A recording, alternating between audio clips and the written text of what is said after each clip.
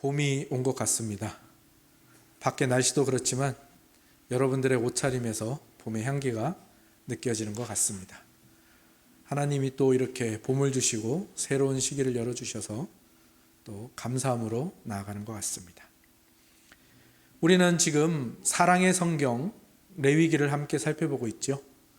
첫 시간에는 어떤 내용이 나왔느냐면 하나님이 이스라엘에게 프로포즈 하십니다. 만남의 천막인 회막에서 이스라엘을 부르시고 단도직입적으로 말씀하십니다. 사랑한다. 사랑하자. 하나님은 우리를 향한 그 사랑의 마음, 그 감정을 숨기거나 꾸미지 않으시고 그대로 펼쳐내셨습니다. 그런데 지난주에 말씀드렸지만 사랑은 그렇게 감정을 펼쳐내는 것만으로 이루어져 있지 않습니다. 그 감정이 폭발하는 시기도 있지만 분명한 것은 한 인격이 한 인격을 사랑할 때에는 이 훨씬 더 중요한 것이 판단과 결단과 약속 같은 것이죠. 감정은 이렇게 고조됐다가도 저 아래까지 떨어질 수도 있는 것이고 감정이 흐지부지 사라질 수도 있는 것이기 때문이죠. 판단과 결단, 약속 이런 것들이 있어야만 이 사랑이 지속되고 영원할 수 있음을 상대방이 확신할 수 있는 것이죠. 그래서 하나님께서는 레위기의 5대 제사라는 이 약속된 격과 식에 사랑의 본질을 5가지로 나누어서 담아서 이스라엘 백성에게 약속으로 주십니다. 그리고 그 이스라엘 백성은 그 약속된 제사를 드림으로 말미암아 이 사랑이 이런 것이구나, 내가 이렇게 해야 되는구나, 또 이런 태도를 가져야 하는구나 라는 것을 알아가고 그 사랑을 영원토록 지속시켜 갈 수 있는 것이죠. 그 첫 번째가 지난주에 함께 나누었던 번제라는 제사였습니다. 번제라는 제사, 이 번제라는 제사라는 이 약속에 담긴 사랑의 본질은 무엇이었습니까? 온전한 사랑, 100% 전부를 드리는 사랑이었습니다. 99%의 사랑은 잠깐 반짝일 수는 있어도 존재하지 않습니다. 영원하지 않고 지속되지 않습니다. 오직 100% 전부를 주는 사랑만이 진정한 사랑이고 참된 사랑이죠. 그런데 이 전부를 주는 이 일에 있어서 우리를 방해하는 우리 안에 그 악한 본성 중에 하나가 무엇입니까? 복잡성입니다. 내가 이렇게 했을 때 다른 사람이 어떻게 생각할까? 이거 실패하면 어떡하지? 이런 복잡성들이 이 100%의 사랑으로 나아가지 못하게 하거든요. 그래서 번제는 단순함을 강조합니다. 복잡성을 물리치는 것은 단순함이기 때문이죠. 그래서 이 단순함을 가지고 100%의 사랑으로 나아가는 것, 이것이 번제가 우리에게 알려주는 것이고요. 또 여러분들에게 도전을 드렸습니다. 이러한 사랑을 우리가 시도해보자 라는 말씀을 드렸는데 삶에서 시도해보고 계신가요? 아직 늦지 않았습니다. 그리고 한두 번 하고 끝날 것 아닙니다. 여러분들이 계속 시도해보시고 도전해보시고 또 그 이야기들을 나누어 주시고 또 구역 모임에서 나누어 주시고 또 성교회 모임에서도 나누어 주시고 또 카톡방에서 또 목양 칼럼으로도 여러분들이 펼쳐내 주시면 우리 공동체에 굉장히 유익할 것 같습니다. 오늘은 이 레위기의 두 번째 제사 소제를 함께 나누려고 합니다. 번제가 온전한 사랑을 가리켰다면 소제는 사랑의 어떤 본질을 가리킬까요? 겸손입니다. 겸손. 단순하게 100% 전부를 주는 것이 사랑의 첫 번째 본질이었다면 사랑의 두 번째 본질은 겸손함입니다. 100% 전부를 주지 않으면 사랑이 성립될 수 없기에, 그리고 100% 전부를 주려면 단순해야 하기에 번제라는 제사에 그 모든 것을 담아서 진짜 사랑이 무엇인지 이스라엘 백성이 행하고 맛보고 경험하게 하시는 것이 하나님의 배려이고 지혜이죠. 그리고 이스라엘 백성은 그 하나님의 배려에 따른 이 번제를, 이스라엘 백성은 아침 저녁으로 이 번제를 드렸거든요. 그래서 이 번제를 아침 저녁으로 드리고 또 매 예배 때마다 드림으로 말미암아 이제 이 사랑의 기초를 자기 안에 다져가고 또 이 진정한 사랑을 매일매일 배우고 가까이 하게 되는 것이죠. 그런데 바로 그 순간이 가장 위험한 순간입니다. 사람이 무언가를 깨달았다고 생각했을 때, 무언가를 이루었다고 생각했을 때, 무언가를 해냈다고 생각하는 그 순간이 가장 위험한 순간입니다. 번제를 통해 하나님의 사랑을 이제 알 것 같아. 하나님의 이 온전한 사랑을 내가 행하고 있어. 이 순간이 가장 위험한 순간이라는 겁니다. 불교에서 깨달음을 얻는 순간을 뭐라고 하죠? 해탈, 열반 이런 말로 표현을 합니다.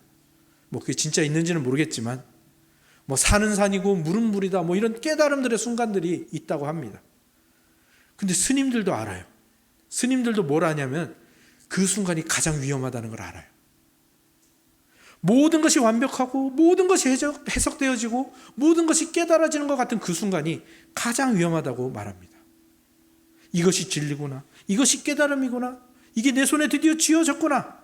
이 순간에 많은 스님들이 꼬꾸라진다고 합니다. 주하인마라고 하죠. 모든 땡중, 모든 파괴성이 다 이 열반의 입구에서 나온다고 합니다. 불교 얘기만 하니까 좀 그렇죠? 신약교회 수도자들, 초창기에 수도자들이 있었습니다. 이 수도자들은요, 고행, 수련, 또 이런 그 오지, 사막, 동굴 이런 데 들어가서 수련을 합니다. 자기를 괴롭게 합니다. 왜냐하면 그렇게 해야 진리를 찾을 수 있다고 생각을 했기 때문이에요. 여러분에게 이거를 강조하는 건 아닙니다. 하지만 이들은 그것이 전부라고 생각했고 그런 일들을 행했습니다. 어떤 수도자는 기둥 위에서 기거하면서 수련해가지고 기둥 위의 성자라고 불리는 사람도 있었고요. 사막의 성자가 있었고 뭐 동굴의 성자 이런 수도자들이 있었는데요. 이 수도자들의 고행이나 이 수련이 극에 달할 즈음에 되면은 이들이 영적으로 민감해져가지고 굉장히 신비한 체험을 많이 했다고 합니다. 음성을 듣기도 하고요. 깨달음을 얻기도 하고요. 막 갑자기 성경이 열려서 막 보이고 해석이 되어지고 막 통합이 되는 이런 통찰력들이 막 일어나기 시작했다고 하죠. 그런데 바로 그때 한 속삭임이 들려오기 시작합니다. 야, 너 대단하다. 너 진짜 이 수행 열심히 했구나. 너 고행을 정말 제대로 했구나. 야, 너 진짜 대단하다. 네가 그 경험한 그 신비한 체험, 그 능력, 그 통찰력, 야, 정말 대단해. 자, 이제 너 도시로 나가. 사람들이 많은 곳으로 가. 기존 교회로 가. 그곳에는 무지 목매해가지고 어리석어가지고 지옥으로 향해 가는 백성들이 많이 있거든. 그 사람들을 깨우칠 사람은 너밖에 없어. 얼른 가. 얼핏 듣기로는 열심히 사역해라. 너 정말 잘했다라고 칭찬해 주는 것 같지만 자세히 들여다보면 무슨 속삭임입니까? 너 그 깨달은 거 있잖아. 그거 가지고 다른 사람보다 우위에 서 있어. 너 깨달은 거 있잖아. 너 그거 가지고 너의 명예를 위해서 너는 높아지고 인정과 박수를 받고 그렇게 그 길로 가라는 달콤한 마귀의 속삭임인 것이죠. 나는 진리를 깨우친 성자. 저 사람들은 무지몽매하고 어리석고 지옥을 향해 가는 자들. 이 교만을 부추기는 마귀의 속삭임인 거죠. 그가 처음에 사막으로 갈 때, 오지로 갈 때, 동굴로 들어갈 때 그 초심, 그 마음, 목적은 다 사라지고 뭐만 남습니까? 나는 위대해. 나는 높아지고 내가 주인이 되고 자기 중심성으로 가득한 모습으로 바뀌어 버리는 것이 한순간이고요. 그것이 언제 이루어진다고요? 뭔가 깨달았을 때, 뭔가를 이루었을 때 그 순간에 그 일들이 일어난다는 겁니다. 사실은 뭔가를 깨달았다, 뭔가를 이루었다. 사실은 그 순간부터 새로운 시작이죠. 그렇지 않습니까? 산은 산이요 물은 물이요를 깨달았으면 그 순간부터 어떻게 돼야 되죠? 겸손해져야 됩니다. 그 순간부터 겸손해져서 그러면 나는 나답게 사는 게 뭐지? 라고 실천을 해야 되는 것이 바로 그 깨달음에서 이어져 가야 되는 것이고요. 대학에 합격했어. 끝이 아니죠. 그 다음부터 시작하는 겁니다. 그 전까지는 선생님이 도와주고 부모님이 도와주고 그렇게 해서 공부를 했지만 이제 대학은 내가 수강 신청을 하고 내가 학점 관리를 하고 내가 그 모든 학사의 과정을 해나가야 되는 겁니다. 회사에 입사했어. 끝이 아니죠. 거기서부터 이제 온갖 이 서열을 배워가고 그 괴롭힘을 이겨나가고 진급을 위해서 애를 쓰고 그때부터 시작 아닙니까? 결혼도 마찬가지죠. 결혼식을 성대하게 치렀어. 신혼여행 가서 꿀 같은 시간을 보냈어. 끝이 아닙니다. 이제 거기서부터 시작이죠. 이제 진정한 자기 부인, 진정한 사랑을 배우는 일이 그때부터 시작되는 건데, 뭔가를 이루고 무언가를 깨달은 것이 전부가 아니라 거기가 시작이고 거기서 겸손해야 한다는 것. 그래서 번제 다음에 소제인 겁니다. 그래서 온전한 사랑 다음에 반드시 이 겸손한 사랑을 가르치시는 것이죠. 사랑의 본질을 알아가면 알아갈수록 우리는 겸손해야 됩니다. 무언가를 해냈다면 그 다음에 반드시 따라오는 것은 겸손이어야 합니다. 많은 사람들이 여기서 실패합니다. 왜냐? 이 겸손이라는 것이 우리가 본능적으로 바라는 것의 반대쪽에 서 있거든요. 우리가 본능적으로 바라는 게 뭡니까? 성공, 명예, 부, 박수, 인정, 인기, 이런 것들의 반대쪽에 겸손이 서 있거든요. 그러니까 우리가 이쪽을 바라보느라 겸손을 바라보지 않고 살아갈 때가 많다는 겁니다. 근데 사실은 이게 잘못된 생각이거든요. 반대쪽에 있는 것 같지만 사실은 이 성공, 명예, 부, 인기, 이런 것들은요, 겸손이 없으면 절대 유지되지 않는 것들입니다. 많은 사람들이 여기서 실패하죠. 최고의 자리에 이르렀을 때, 결과를 내었을 때, 최고의 절정일 때 여기서 겸손이 필요한데 이거를 잘 몰라요. 한때 크게 커졌다가 멸망해버린, 몰락해버린 기업들, 한때 최고의 인기를 구가하던 연예인들이 사람들에게 잊혀지고 사라져가는 이유들, 그리고 역사적으로 또 학문적으로 망명이 있던 사람이 갑자기 그 명예를 잃고 역사의 뒤안길로 사라져간 모든 이유, 그 이유의 대부분이 다 겸손을 잃고 자만했기 때문입니다. 제가 하는 이야기가 아니고요, 저의 분석이 아니고요, 경영학자, 사회학자, 역사학자, 인문학자들이 공통적으로 하는 말입니다. 겸손을 잃고 초심을 잃었을 때 멸망하더라, 몰락하더라, 망하더라 라는 것입니다. 그런데 그러면 일상적으로 사회적으로도 이러할진데 하나님을 사랑하고 이웃을 사랑해야 되는 우리의 신앙에 있어서는 더더욱 그러하지 않겠습니까? 하나님이 우리를 사랑하신다는 것을 우리가 배워가고 있죠. 우리가 하나님을 아는 지식이 쌓여져 가고 있죠. 하나님을 만나는 경험이 계속 쌓여져 가고 많아집니다. 신앙의 연수가 점점 더 쌓여지고 깊어져 갑니다. 그런데 여기에서 겸손이 없으면, 여기에서 겸손을 잃어버리면 어떻게 될까요? 이것 가지고, 이 쌓아진 것 가지고 다른 사람들을 때리기 시작해요. 편을 가르기 시작해요. 다른 사람의 영혼을 죽이는 대로 가기 시작한다는 겁니다. 신앙에 있어서는요, 겸손은 필요해 정도가 아니라 없어서는 안 되는 필수 불가결한 요소라는 것입니다. 그래서 우리는 항상 점검해야 됩니다. 내가 겸손을 갖추고 있는가? 겸손을 위해 애쓰고 있는가? 또는 내가 겸손을 잃어버리고 있지 않은가? 늘 점검해야 됩니다. 그러면 내가 겸손을 갖추고 있는가? 아니면 혹시 잃고 있지 않은가? 이걸 우리가 어떻게 판단할 수 있을까요? 가장 좋은 것은요, 우리가 무슨 말을 자주 하는지를 보면 분명히 알 수 있습니다. 제가 지난주 목양 칼럼에 그런 이야기를 썼죠. 혀의 힘, 말의 힘, 이걸 우리가 통제하기 어렵다. 그래서 우리의 혀 위에 부어지는 주님의 몸과 피가 우리에게는 항상 필요하다. 그 은혜가 항상 필요하다라는 말씀을 드렸죠. 우리 마음에 겸손이 사라지기 시작하면 금방 이 속에 있는 이 교만과 나쁜 것들이 우리의 말로 표현되기 시작합니다. 교만이 우리를 지배할 때 어떤 말이 나올까요? 우리가 너무 잘 아는 말들이겠죠. 그래서 세 가지 부류로 한번 엮어보겠습니다. 첫 번째 부류는 나를 높이는 말입니다. 그리고 내 지분, 내 공로를 강조하는 말들입니다. 자신을 높여요.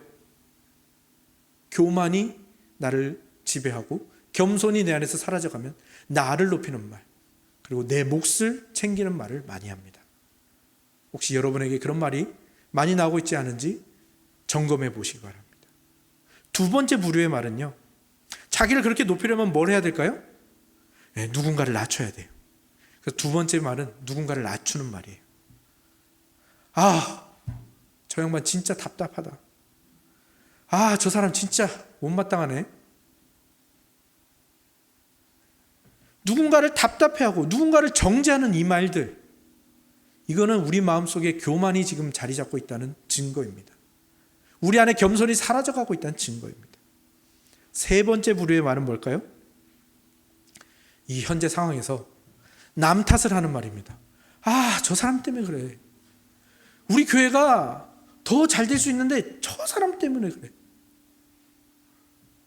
우리 가정이 잘 될 수 있는데 저 양반 때문에 그래. 다른 사람의 탓을 하는 말, 욕, 원망, 비방 다 여기 들어가겠죠? 여러분에게서 이런 말이 나오고 있지 않은지 점검해 보셔야 됩니다. 나를 높이는 말, 다른 사람을 낮추는 말, 남 탓하는 말. 겸손을 잃으면요, 금방 나와요, 우리 안에서. 그렇다면 반대로 겸손을 갖추려고 애를 쓰는 사람에게는 어떤 말이 나올까요? 이 말도 제가 세 가지로 묶어 보았습니다. 첫 번째 말은 아름다운 말입니다. 아름다운 말은 자신을 높이는 말의 반대말이겠죠. 다른 사람을 높이기 위해서 하는 말, 그는 사랑합니다라는 말로 묶을 수 있을 것 같아요. 사랑한다는 말을 많이 하는 사람은요, 그의 내면이 아름답다라는 것을 보여주는 것이고요, 그의 내면이 겸손하다라는 것을 보여주는 것이거든요. 그런 의미에서 우리 이 시간 옆에 계시는 분들에게 사랑합니다라고 한번 얘기해 볼까요? 사랑합니다. 사랑합니다. 사랑합니다. 모르시는 분에게도 해주세요. 사랑합니다. 잘 안 나와도 해주시면 좋겠습니다. 여러분들이 지금 아름다워지고 계십니다. 두 번째 부류의 말은요, 향기로운 말이라고 이름을 붙이겠습니다. 자신을 높이기 위해서 남을 낮추는 말에 반대되는 말. 뭘까요? 다른 사람을 높이는 말? 고맙습니다. 고맙습니다라는 말에 다 들어가는 것 같아요. 고맙다는 말은 상대방을 높이고 나에게 그것이 있는 것이 아니라 당신 때문에 내가 이 혜택을 받았습니다. 당신 때문에 내가 삽니다라는 말이죠. 그래서 상대방도 힘을 내게 하고 나도 힘을 내게 하는, 그리고 상대방도 열심히 살게 하는 그런 말인 것 같은데요. 또 한번 해볼까요? 옆에 있는 분들에게 고맙습니다, 감사합니다 해보겠습니다. 고맙습니다, 감사합니다. 안 나와도 해주십시오. 여러분들 이 말을 많이 할수록 여러분에게서 향기가 나기 시작할 것입니다. 그 다음 세 번째 말은 가장 겸손한 말이라고 이름을 붙이겠습니다. 남 탓을 하는 말의 반대말이죠. 뭘까요? 네, 미안합니다. 미안합니다. 이게 왜 가장 겸손한 말일까요? 제가 제일 못하는 말이거든요. 이 미안합니다 말은 진짜 진정으로 겸손한 사람만이 할 수 있는 말인 것 같아요. 저도 이 미안하다는 말을 선택하기 전에 무슨 말을 먼저 하는가 하면 변명, 또 둘러대는 말을 먼저 하더라고요. 미안합니다, 죄송합니다.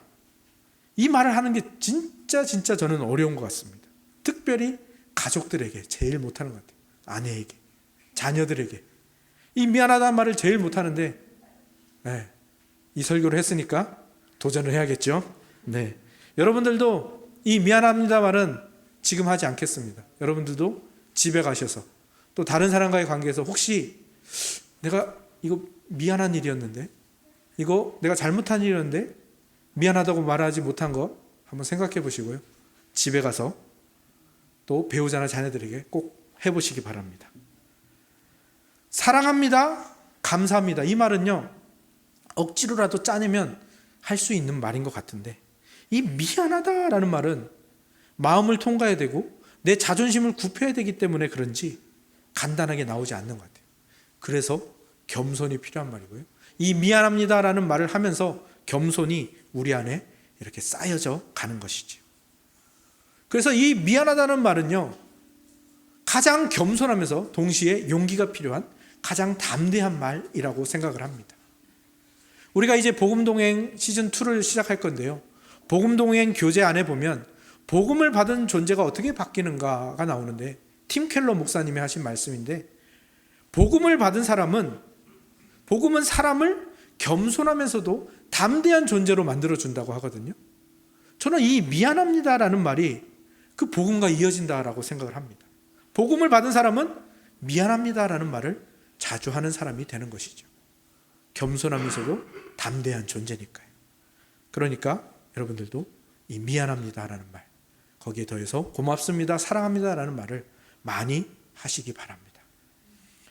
그러면 우리가 어떻게 이 겸손을 우리 안에 갖출 수 있는가? 자신을 높이기 바쁘고 남을 낮추기 바쁘고 남 탓하기 바쁜 우리가 어떻게 하면 이 겸손한 것을 우리 안에 자리 잡게 하고 이 겸손을 우리의 성품으로 가져갈 수 있을까? 앞서 말한 말을 하는 것도, 그런 말을 하는 것도 좋겠지만, 저는 오늘 우리가 읽은 본문에 나오는 이 소제라는 제사가 그것에 대해서 정말 잘 가르쳐 준다라고 생각을 합니다. 특별히 이 소제의 제물이 특별하잖아요. 다른 제사들은 다 짐승을 드리는데 이 제물만은 뭘 드리죠? 곡식을 드리고 있어요.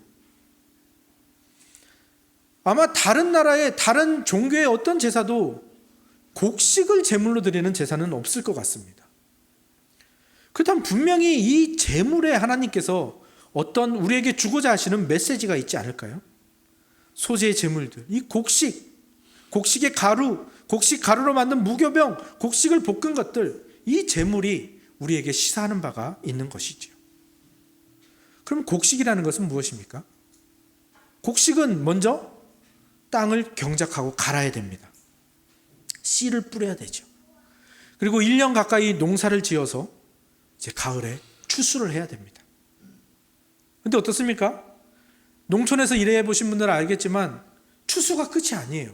그 다음에 일이 더 많아요. 뭘 해야 되죠? 탈곡을 해야 돼요. 도리깨질을 하든지 탈곡기 털든지 이 나달을 다 털어내야 돼요. 그럼 끝입니까? 아니죠. 그 다음부터 또 뭘 해야 돼요? 도정, 이 껍질을 벗기는 일들을 해야 돼요. 껍질을 벗기면서 이 껍질도 날리고 또 쭉정이도 날리고 곡식 아닌 것들, 돌들 이런 것들도 날려야 돼요. 다 골라내야 돼요. 그러고 나야 비로소 곡식이라고 불릴 수 있는 알맹이를 얻을 수가 있는 것이죠. 근데 여기서 끝입니까? 아니죠. 오늘 우리가 읽으신 본문 2장 1절을 보면 뭘 예물로 드리라고 되어 있어요? 고운 가루를 드리래요. 그러면 곡식을 이제 고운 가루로 만들어야 되잖아요. 그럼 고운 가루로 만들려면 추가되는 공정들이 있죠. 뭐가 있습니까? 갈아야 돼. 맷돌에 짓이기고 갈고. 근데 그러면 가루가 나오잖아요. 고운 가루로 만들려면 어떻게 돼요? 체에 쳐야 돼. 이 과정을 거쳐야만 비로소 소제를 드릴 수 있는 제물이 만들어지는 거예요. 저는 이게 바로 우리에게 겸손이 만들어지는 과정이라고 생각을 합니다. 우리 안에 성령 하나님이 우리의 마음밭을 가르시고요. 하나님의 말씀, 하나님의 복음, 하나님의 사랑이라는 그 씨앗이 우리 안에 심기어졌습니다. 이제 하나님께서는 뭘 하시죠? 이 복음이라는, 이 사랑이라는 씨앗이 우리의 성품이라는 열매로 자라나게 하시는 거죠. 여기까지만 해도 정말 위대하고 정말 힘든 일이 일어나서 우리에게 열매가 맺혔는데 이 고된 과정을 겪은 후에도 여전히 우리 안에 뭐가 남아있죠? 거짓의 쭉정이들이 남아있고요. 여전히 잘 벗겨지지 않는 이 교만의 껍질들이 남아있는 겁니다. 그래서 그것들을 벗겨내는 작업들을 하는 거죠. 그리고도 여전히 남아있는 우리의 자존심과 우리의 욕심을 하나님의 이 손길이라는, 하나님의 섭리라는 이 맷돌에 짓이기고 갈아야 되는 겁니다. 그런데도 아직도 뭐가 남아있어요? 불평과 원망이 아직도 남아있어요. 그러면 그것을 성령의 체에 걸러서 비로소 고운 가루와 같은 겸손이 우리 안에 이렇게 쌓이고 자리 잡기 시작하는 것이죠. 우리가 신자로 세상을 살아갈 때 도통 이해되지 않는 일들이 있잖아요. 우리가 성경을 읽거나 또 강단에서 선포되는 설교를 들을 때 마음이 심히 불편할 때가 있지 않으십니까? 어떤 때입니까? 하나님이 사랑하는 자녀에게 고난을 허락하신다. 왜? 하나님이 사랑하는 자에게 가난을 주시기도 하고 병을 주시기도 하고 아픔을 주시기도 한다. 왜 하나님은 그러시는 거야? 하나님이 자신의 백성을 사랑하셔서 포로로 잡혀가게 하셨다. 도대체 왜 하나님은 그렇게 불편한 일을 하시는 거지? 예수님이 이 땅에 오셔서 다 구원해서 천국으로 데려가시는 게 아니라 죽으시고 또 우리한테도 자기를 부인하고 자기 십자가를 지라고 하시네. 낮은 데로 가라고 하시네. 도대체 왜?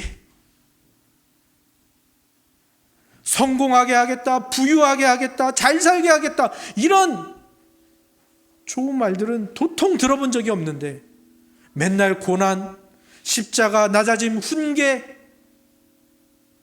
왜 이런 이야기들만 하시나? 불편하지요. 불편하셨지요. 그런데 우리가 오늘 이 소재에 대한 말씀을 통해서 우리가 분명히 알게 된 것 하나가 있습니다. 무엇입니까? 겸손이라는 것이 없으면 안 된다. 겸손이 얼마나 중요한지를 알게 되었죠. 이제 그 시선으로 다시 한번 바라보시기 바랍니다. 하나님이 나에게 주시는 아픔들, 하나님이 나에게 주시는 고난들, 하나님이 나에게 허락하신 이 좌절의 상황들, 그게 내 안에 겸손을 만들어 가시는 하나님의 배려구나, 하나님의 손길이구나. 정말 이해가 되지 않는 순간과 상황들, 내 자존심이 상하고 용서가 잘 되지 않는 사람들이 주변에 즐비하고 나를 실망시키고 나를 아프게 하고 나를 화나게 하는 사람들이 있는데, 이제 그 사람들이 이제 조금 다르게 보이지 않으십니까? 하나님이 나를 지금 겸손의 사람으로 만들어 가고 계시는구나. 하나님이 나를 사랑하셔서 내 삶을 소재로 받으시려고 그 소재의 재물을 지금 준비하고 계시는구나. 저도 그렇습니다. 저도 대장암 수술을 받기 전까지 이 겸손이라는 것이 무엇인지를 제대로 몰랐습니다. 근데 이 병을 앓고 또 수술하는데, 이 수술실에 들어갔을 때 저는 정말 내 자신이 초라하다는 것을 그때 느꼈거든요. 내가 할 수 있는 게 하나도 없구나. 그리고 수술하는데 제가 할 수 있는 게 하나도 없어요. 그냥 저는 누워있는 것 뿐이에요. 저는 거기서 겸손을 배웠습니다. 그런데 생각해 보십시오. 우리 신자들이 세상 사람들과 똑같이 성공, 부, 명예 이것만 바라보고, 이거 주어지면 기뻐하고 이거 없으면 슬퍼하고 원망하고 불평하고, 세상 사람들과 똑같다면 어떤 세상 사람이 우리를 보면서 두려워하겠습니까? 성경에는 세상 사람들이 우리를 보고 두려워한다고 했는데, 우리가 그들과 똑같이 그렇게 한다면 누가 우리를 두려워하겠습니까? 그런데 우리는 다르잖아요. 어떤 고난이 찾아왔을 때 이거 하나님의 손길이구나. 어려움이 찾아왔을 때 하나님이 나를 겸손하게 하시는구나. 이런 다름이 있기 때문에 세상이 우리를 두려워하는 것입니다. 하나님이 우리에게 교만을 요구하시는 건요, 너 조심해. 너 눈 착하게 뜨고 살아. 너 눈 깔어. 너 겸손해야 돼. 하나님이 이런 조폭 같은 부당한 협박과 요구를 하시는 게 겸손이 아닙니다. 우리가 레위기를 처음에 살필 때도 뭐라고 했습니까? 레위기 원어를 보면 레위기가 그리고라고는 말로 시작을 합니다. 왜 그리고죠? 하나님이 이렇게 약속된 이 제사와 사랑을 명하시기 전에 그리고라는 말이 가리키는 것은 뭘 이미 행하셨다는 겁니다. 그 앞서서 뭘 행하셨다라는 것이잖아요. 마찬가지입니다. 하나님이 우리에게 이 겸손이라는 성품과 행위를 요구하실 때는 하나님은 이미 겸손을 행하시고 이미 겸손이라는 열매를 잔뜩 맺고 계시는 분이라는 거예요. 하나님은 사랑이시라. 하나님은 사랑이잖아요. 그러면 사랑의 본질이 다 이미 하나님의 것이고요, 하나님 안에는 이미 겸손이 장착되어 있는 것이죠. 그럼에도 불구하고 하나님은 그 겸손을 행하는 것을 우리에게 몸소 보여주시잖아요. 우리를 찾아오시잖아요. 우리를 위해서 이 세상을 창조하셨잖아요. 우리를 위해서 이 언약을 주시잖아요. 언약이라는 게 뭡니까? 언약이라는 것은 계약이라는 건데, 계약이라는 것은 쌍방입니다. 쌍방. 그래서 우리의 입장과 우리의 자리까지 내려오시지 않으면 할 수 없는 것이 이 언약이라는 것이에요. 하나님은 그렇게 자신의 몸을 굽히셔서 우리를 찾아오시고 낮아지셔서 겸손이 무엇인지를 이미 보여주셨단 말이에요. 그리고 나서 우리에게 이 사랑과 겸손을 요구하시는 거예요. 그리고 그 하나님의 겸손의 총체, 모든 결정체가 무엇입니까? 우리를 위해 구원하기 오신 성육신하신 예수 그리스도, 그분이시잖아요. 예수 그리스도를 괜히 겸손의 왕이라고 부르는 게 아닙니다. 예수 그리스도가 겸손의 결정체이죠.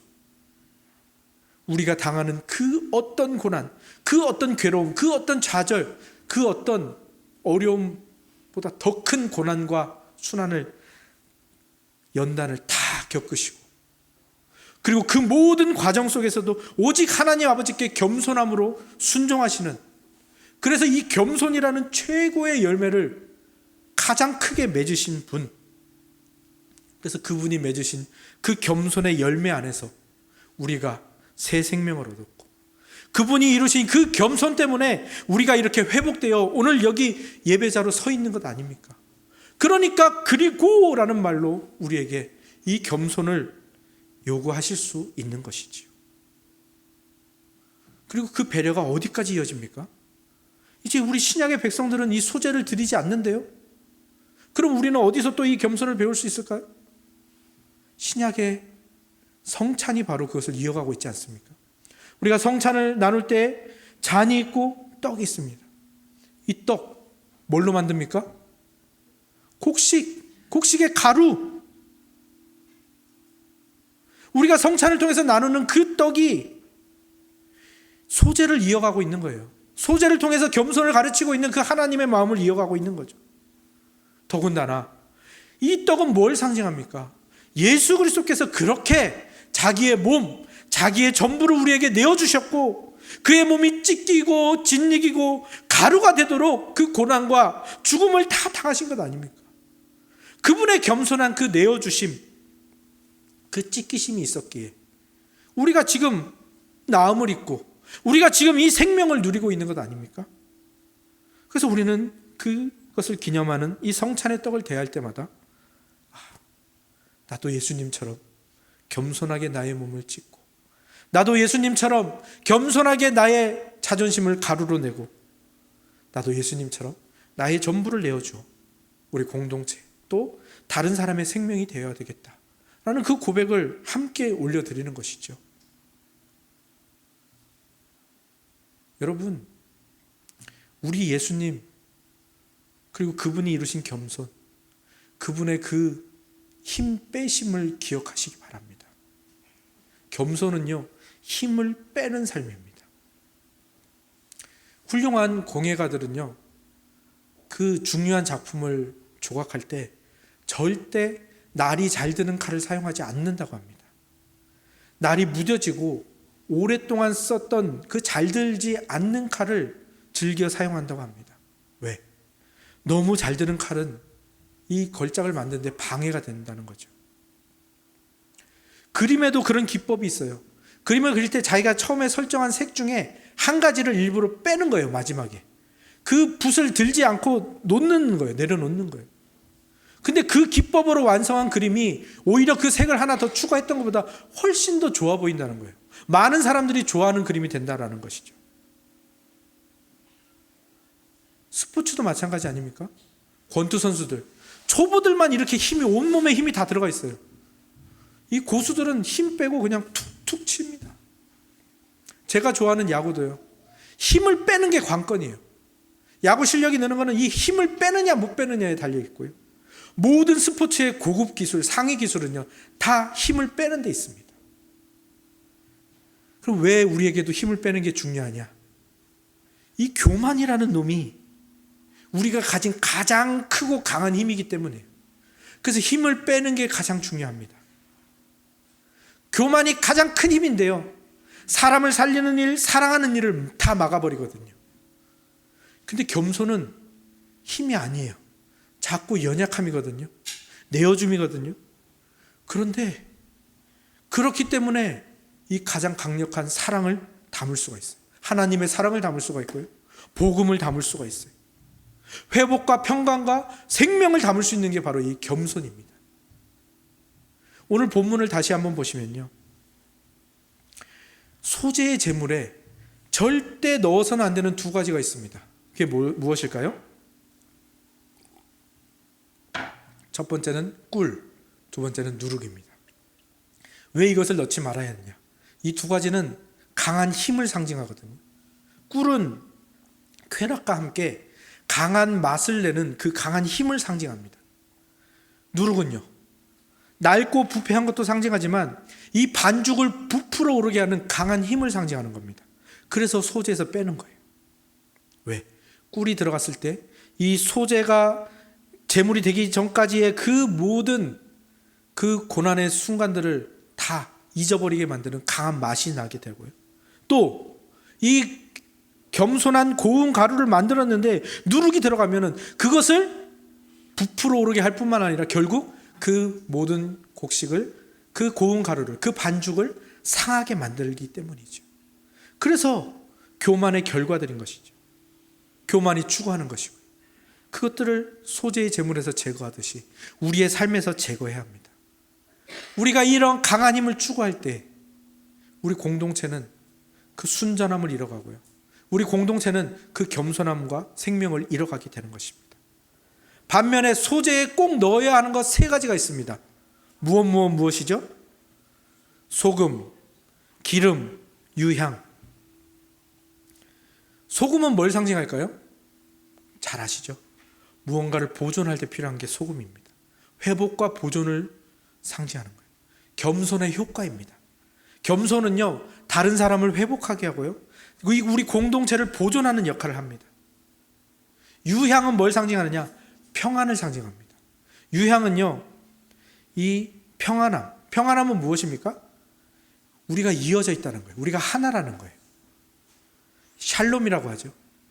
이걸 상징하는데요, 이게 바로 겸손의 분위기입니다. 그래서 이것을 하나님께 드릴 때 하나님께 드려지는 귀한 향기가 되는 거예요. 다른 사람을 높이고 나를 낮추고 우리 모두가 하나로 연결되어 있다. 이것이 유향이 가리키는 평안입니다. 기름은 뭘 상징할까요? 기름은 항상 생명을 상징합니다. 겸손의 결과물이죠. 힘을 빼고 겸손을 갖춘 사람만이 다른 사람에게 생명을 줄 수 있고요, 다른 사람을 살리는 일을 할 수 있는 거예요. 우리의 삶에서 겸손을 갖추어갈 때 앞서 말한 겸손한 그 세 가지 말, 그리고 하나님이 우리를 이 겸손케 만들어 가시는 그 과정에 순종하는 거, 감사하는 것, 거기에 더해서 내가 나를 통해서 저 사람이 회복돼야 되는데, 나를 통해서 저 사람이 평안함을 가져야 되는데, 나를 통해서 저 사람이 살아야 되는데, 이 마음들이 이 겸손을 더욱더 힘있게 만드는 것이죠. 그래서 힘을 빼고 겸손을 갖춘 사람들, 그런 사람들이 우리이고 우리 공동체여야 하는 것입니다. 여러분, 하나님을 사랑하십니까? 아멘이시죠? 그렇다면 여러분의 자존심을 굽히시고 옛사람을 죽이시기 바랍니다. 그리고 그 비어진 자리에 뭘 채워나가야 될까요? 겸손을 채워나가시기 바랍니다. 그러면 여러분들이 전에 경험하지 못한 놀라운 일들이 일어나게 될 겁니다. 여러분을 통해서 누군가 힘을 얻어요. 여러분을 통해서 누군가가 살아나요. 여러분을 통해서 누군가가 높아져요. 여러분을 통해서 공동체가 더욱 단단해져 갑니다. 소재와 성찬의 떡이 상징하는 겸손함의 사랑, 이것이 저와 여러분의 현실과 일상이 되기를 주님의 이름으로 축원합니다. 아멘.